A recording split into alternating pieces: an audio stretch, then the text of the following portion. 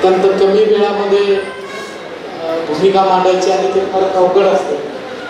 तरी सुद्धा मी पहिल्यांदाच बोलायला पाहिजे होतं डॉक्टर साहेबांच्या, कारण मी अशा विचारपीठावर आहे. या सगळ्या माणसांना बघून किंवा यांच्याकडूनच आम्ही शिकून आता चळवळीत आलो आणि अशा विचारपीठावर उपस्थित असताना जास्त बडबड करण्यापेक्षा किंवा शब्दांच्या उड्या मारण्यापेक्षा मी ऐकण्यावर फार भर देत असतो. ऐकणं आणि विद्यार्थ्याच्या भूमिकेमध्ये असणं खूप मला आवडतं आणि म्हणून आजच्या या सत्यशोधक अण्णाभाऊ साठेंच्या या जयंतीच्या निमित्तानं आज एक मोठा आणि एक संदेश आणि दिशा देणारा कार्यक्रम या ठिकाणी सगळ्यांच्या आयोजनातून झाला. मला खूप आनंद होतोय आणि म्हणून या कार्यक्रमाच्या अनुषंगानं मी सगळ्यांना जयंतीच्या खूप खूप शुभेच्छा देतो.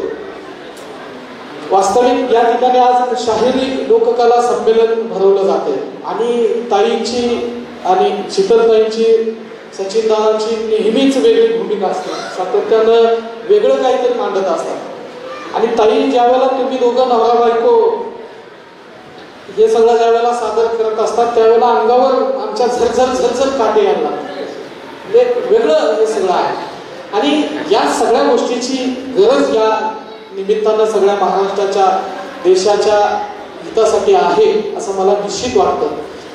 खरं तर मंगलाताई निघून गेल्या, त्यांच्या समोर मला काही मुद्दे मांडायचे होते पण आता त्या नसल्यामुळे मला मांडता येत नाही. पण मी आपल्या सगळ्यांच्या समोर थोडक्यात मांडतो की आम्ही लहानपणापासूनच आम्हाला 13-14 वर्षाचा असताना तमाशा बघायचा नाद असायचा आणि मग मी तमाशा बघायला जायचो आणि तमाशा बघत असताना फारच त्याच्यामध्ये एक वेगळंच म्हणजे तमाशामध्ये बदनाम झालेली एक चित्र गावामध्ये आहे. सध्या बदनाम झालेली गोष्ट आणि त्या ठिकाणी चांगल्या माणसाने जाऊ नये असं असायचं आणि मग लहानाचा मोठा होता असं मी तमाशा बघत होतो आणि एक दिवस मला आणि सावित्रीबाई पण होत्या आमच्या, मला आणि सावित्रीबाईला मी म्हणजे सावित्रीबाईंच्या मागून गेलो होतो जयंतीला. ही जयंती नृत्य करणाऱ्या सगळ्या मुलींनी आणि तिथल्या पुरुषांनी कोल्हापूरच्या एका कुठल्या तरी गल्लीमध्ये अण्णाभाऊ साठेंची जयंती त्या ठिकाणी होती आणि मग त्या ठिकाणी गेल्यावर मी सगळं ते जाणून घेतलं आणि त्यांना विचारलं ते सगळं आणि मग माझ्या बऱ्याचशा प्रश्नांची उत्तर मला त्या ठिकाणी मिळाली की बाबा ही ती माणसं आहेत ज्यांच्यासाठीच अण्णाभाऊ साठेंनी लिहिले. म्हणजे ज्यावेळेला त्या मुली आणि ते सगळे तरुण मला ज्या वेळेला सांगत होते की म्हणजे ही सगळी माणसं आहेत आणि ती झोपडपट्टीतली तळागाळातली माणसं आहेत ही सगळी आणि अण्णाभाऊंचं लिखाण सुद्धा याच लोकांच्यासाठी आहे आणि म्हणून त्या माणसाने ज्यावेळेला मला सांगितलं त्यावेळेला कळालं की ही माझ्यासारखी समदुःखी माणसं आहेत आणि म्हणून मंगलाताईंनी ज्या मागाशी गाणी म्हणलं की पोटासाठी नाचते ती परवा कोणाची, निश्चितच पोटाची भूक माणसाला मजबूर करते आणि म्हणून या देशामध्ये इथल्या व्यवस्थेनं म्हणजे अण्णाभाऊंनी सुद्धा त्यांच्या त्या 3 भाकरीच्या कथेत सांगितलं की इथल्या पोटासाठी लोकांना मजबूर करायचं, लाचार बनवायचं, ही व्यवस्था या देशामध्ये अनेक वर्षापासून, हजारो वर्षापासून अंमलात आलेली आहे, या ठिकाणी लागू करण्यात आलेली आहे आणि म्हणून अनेक कलावंत, अनेक शाहीर या देशामध्ये म्हणजे या देशामध्ये ज्यांनी अत्यंत मोलाचं योगदान दिलं, या देशामध्ये लोक चळवळ उभा केली, त्या सगळ्यांना आज दाबण्याचा आणि पिचण्याचा त्यांचे शोषण होते, त्यांचा सन्मान या देशामध्ये कधीच होताना दिसला नाही. अण्णाभाऊंनी स्वतः सांगितलं की कला ही नेहमी झोपडपट्टीत जन्माला येते, महलात जन्माला येते ते रक्त पिणारी ढिकणं आणि मग त्याची प्रचिती अजून येते या ठिकाणी.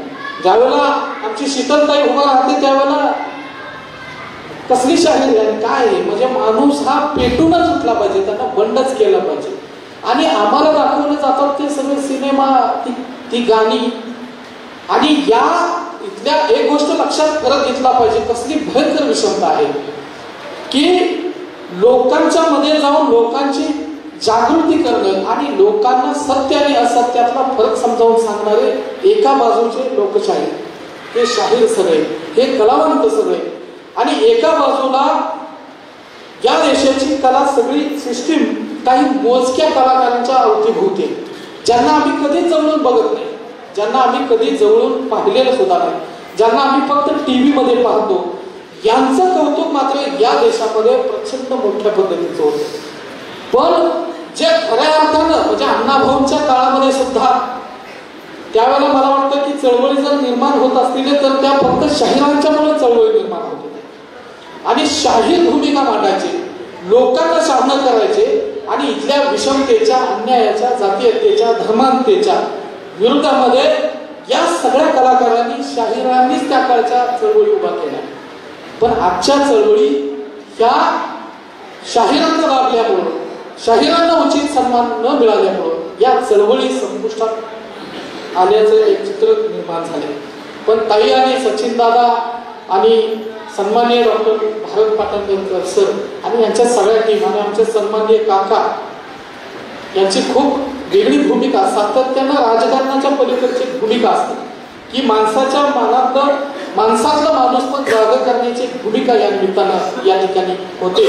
आणि आजचं हे पहिलं शाहिरी लोककला संमेलन या अर्थानं मला असं वाटतं की निश्चित दिशा देणारं ठरणार आहे.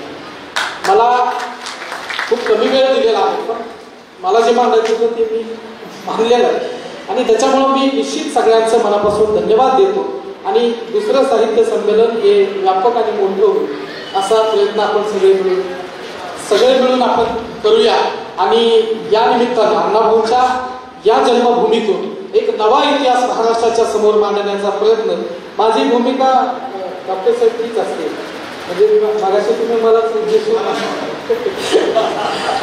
माझी भूमिका ही असते की अण्णाभाऊ साठेंची जन्मभूमी, या जन्मभूमीमध्ये बापूगुरु वाटेगावकरांचा जन्म झाला, या जन्मभूमीमध्ये रानोजींचा जन्म झाला, महानायक फकीरांचा जन्म झाला, क्रांतीवीर बर्दे गुरुजींचा इथं जन्म झाला. अशी अनेक माणसं या जन्मभूमीत जन्माला आले. पण खऱ्या अर्थानं वाटेगाव मात्र महाराष्ट्राच्या, देशाच्या पटलावर कुठे गाजताना दिसते का? आणि म्हणून मला प्रयत्न असतो की वाटेगाव पुढे आला. वाटेगाव ज्या दिवशी पुढे येईल त्या दिवशी निश्चितच वाटेगावचा इतिहास वाचला जाईल. आम्ही केसीआरांना बोलवलो, पण त्या दिवशी मोदीची पुण्यात होती आणि पहिल्यांदा केसीआर वाटेगाव आल्यामुळे पहिल्यांदा देशाच्या पंतप्रधानांनी, म्हणजे दुसऱ्यांदा देशाच्या पंतप्रधानांनी अण्णाभाऊ साठेंचं नाव घेऊन अण्णाभाऊ साठेंना वाकून नमस्कार केला. हे पहिल्यांदा घडलं इथं दुसऱ्यांदा. आणि म्हणून माझा हेतू, राजकीय दृष्टिकोन हा वेगळा आहे, ती महत्वाकांक्षा वेगळी, पण माझा हेतू हाच असतो की वाटेगाव हे अनेक क्रांतिकारांच्या रक्तानं प्रसिद्ध झालेली ती मातीतली माणसं सगळी या निमित्तानं उदयाला आली पाहिजे, पुढे आली पाहिजे. व्यवस्था ही निश्चितच ज्ञानाची मक्तेदारी असलेल्या माणसांनी त्यांना हवा तसा इतिहास लिहून ठेवलेला आहे आणि त्याच्यामध्ये आपल्या अनेक महापुरुषांना, अनेक लढणाऱ्या माणसांना, स्त्रियांना झाकण्याचं काम या निमित्तानं झालेलं आहे या देशामध्ये. म्हणून ही सगळी माणसं पुढे आणण्याचं काम, प्रकाश झोतात आणण्याचं काम आणि त्यांचा विचार पुढच्या पिढीला सांगण्याचं काम आपल्याला करायचंय आणि ते काम आजच्या या कार्यक्रमाच्या निमित्तानं होतंय. म्हणून मी या निमित्तानं सगळ्यांचं मनापासून आभार मानतो.